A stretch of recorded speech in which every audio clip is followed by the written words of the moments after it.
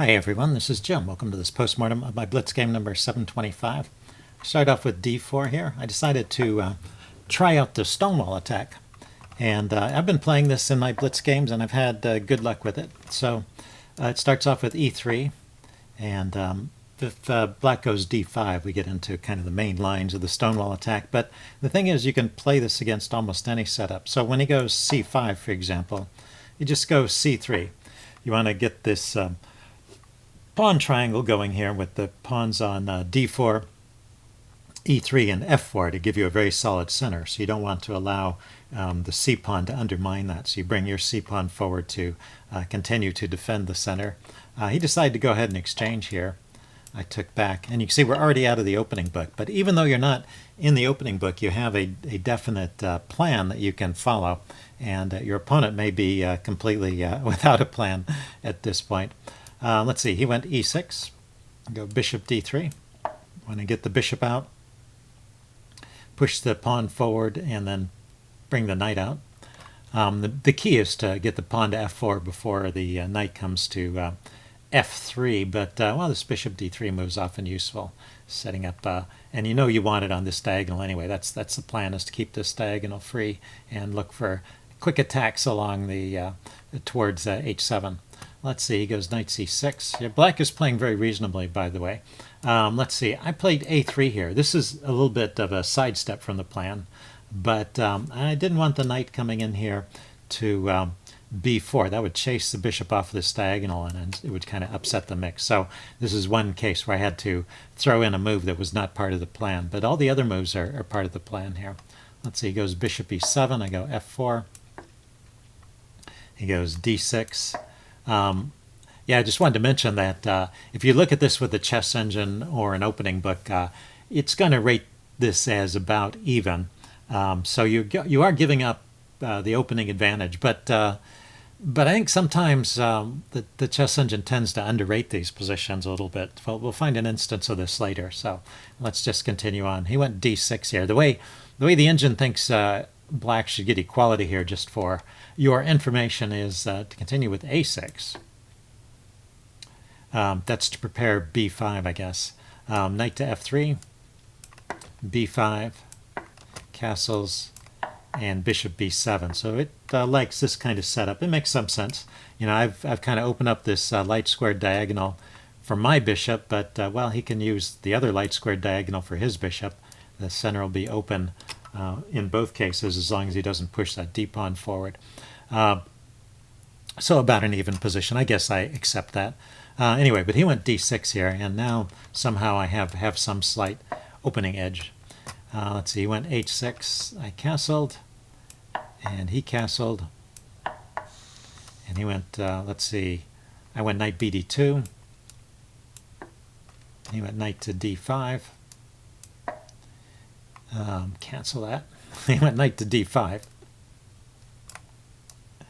hitting my e-pawn. So here's the next move, the second move of the first 10 that wasn't part of the plan. All these other moves with the castling and developing these three minor pieces and these three pawns were part of the Stonewall setup. Now I have to figure out, well, how do I want to defend that pawn? I decided to defend with a queen, because sometimes a queen is useful on this diagonal as well. So I think that's reasonable move here. He went a6. Maybe he's going for this b6 or b7 plan and developing the bishop over here. I went knight to e4. This is also not a standard move, but he's blocked the standard moves.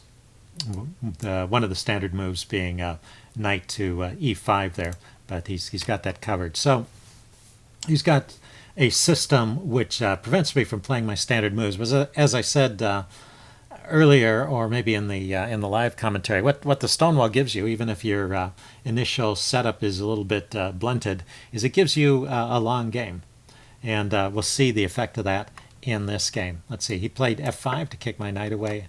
I drop back to f2. I want to keep it over here on the king side. This whole setup is geared around a king side attack, so you want to keep that going. Let's see, he dropped his knight back to f6. He has some ideas of maneuvering it. I went king h1. So the idea is to push the g pawn forward, and I thought it might be nice to have the rook to g1 available almost immediately. Yeah, let's see. Well, I need rook g1 before I can even play g4. So this is a necessary setup. He goes with d5 here, locks up the center. I go rook g1. So I'm happy with the locked up center. That's part of the plan, is to have a locked up center so that as I maneuver my pieces over to the king side, hopefully we'll get there quicker than he will. He dropped his knight into e4, and I leave that there for a while, and I play g4. And this is a point I was talking about where I think the chess engine underestimates white a little bit, because already here it gives an advantage to black. But I followed one of the lines. That's this line here. He played bishop h4, and the chess engine did not think that was the best move. But I followed one of the chess engine suggestions here. I went bishop d7. That was what it suggested. And I just played it out to see if I could figure out what the chess engine was thinking, how it thought, why did it think black was better. And then the line went like this: bishop e2, now bishop h4, takes, knight takes e4, queen takes e1, lots of stuff coming up, rook takes e1, and f takes e4. And the funny thing is that by this point, the chess engine, even though all those moves came from the chess engine, at this point the chess engine had changed its mind and decided that it liked white better. And I like white better too. I mean, a lot of forces come off, but well, white has the bishop pair, and white has more pawns on the king side. You know, there's still enough force here to bring the rooks over here and try pushing those pawns towards his king. I think there's still some pressure on black's position. So that's what I mean about not trusting the engine. Now the engine, after I went back to this point and let it think for a little bit, it would find some other moves for black. But most of the time when I followed any kind of plan for black, white at least got to equal and sometimes better. So so that's my caution on using a chess engine. You have to be a little careful. Bishop to h4. So I didn't want to take the bishop, although I think that would have been playable. And because it brought the queen over here, and I thought the queen might be useful for black, and so I just wanted to keep it out of the way. I went bishop takes e4, and he took with the d pawn. And right here, the chess engine does actually recommend taking. He takes.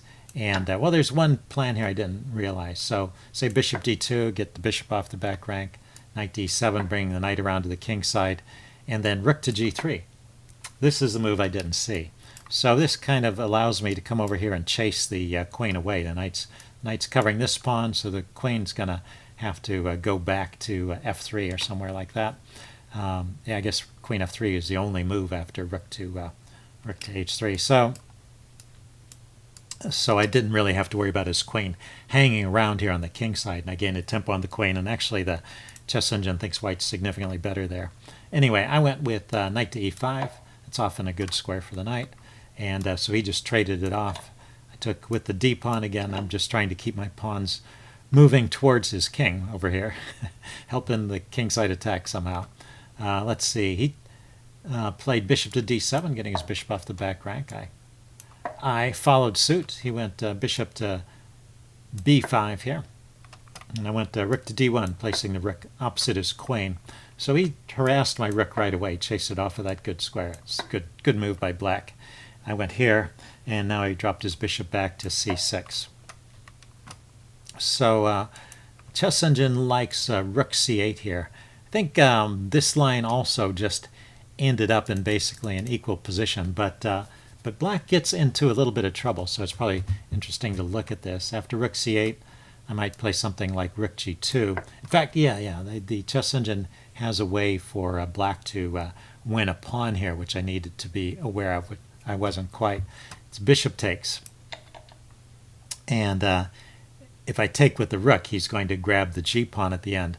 But if I take with the queen, there's a tactic here that I missed. He can trade off this rook and bring the bishop in here, and the threat is bishop to f3, skewering my rook and my king and winning the exchange.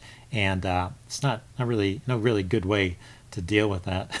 I need to let's see. Yeah, it takes a couple of moves. If I could try king to g1, I guess, and and rook to g3. But anyway, this is good for black. So so rook c8 here instead of bishop c6 would have been a way for black to get some kind of advantage. And I guess I believe that one. But well, he went bishop c6 here. And I went rook to g2. I want to defend my knight here so I can bring the queen over. He went rook to f7.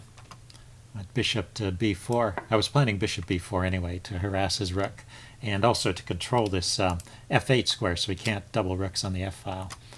He went rook over to d7 though. That was his plan, was to bring his rook over here. I went queen to g1, unpinning my knight, and so he decided to take the knight off at this point. And I took with the queen so that, well, I could have taken with the rook, but I wanted to be able to double my rooks on the g file. I wasn't worried about losing the g pawn at that point because the queen would have been defending it. Let's see, he went a5, kicking my bishop. I went bishop to c3. Actually, the chess engine likes bishop to d6 here. Another idea I should have thought of, taking advantage of this this pawn here. Then I dropped my bishop back. We do have opposite colored bishops. That's something to keep in mind. And opposite colored bishops tend to favor, in the middle game, they favor the side that's attacking. So definitely you want to be on the attack in these kind of situations.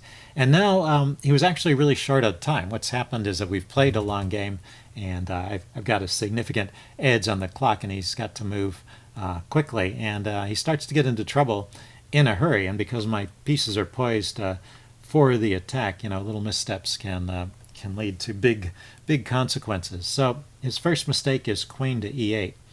Right here, the chess engine says he needs to play rook to d1 check.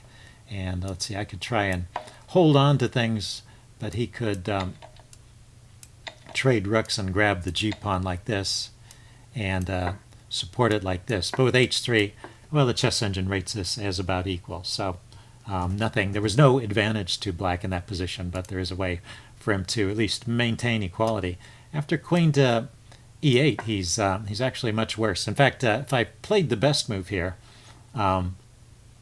he would be losing pretty quickly. The best move here was g takes f5, and cancel that. Let's see. He went queen to e8. Sorry. And the best move here was g takes f5, and it's pretty clever. Notice that opens up the rook, and the bishop and the rook are coordinating on g7. So if he takes the pawn, you know, I can push on with an attack on his rook and an attack on this pawn, and this is pretty good for white. It's a nice attack. He can block, I guess, here with the rook, but the rook can't really take that pawn. It's tied down to defending g7. So I can build on the attack from here. Let's see. So that would be good. The chess engine says after g takes f5, the best move here is queen h5. And then I can continue taking f takes e6, rook to d1 check. And then, well, I'm just a couple pawns up, and you know, he's momentarily got my bishop away from the attack, but my queen and my rook are over here as well. So this looks like a winning position for white as well. So after queen e8, I'm actually winning. I played the second best move. I played rook c g1, and this also is a winning attack. It's just not quite as quick as the other line, and he ran out of time at this point. So so that's how the game ended. Anyway, pretty interesting game, I thought, and a good example of the kind of things that can happen in the Stonewall attack. See you guys later. Bye.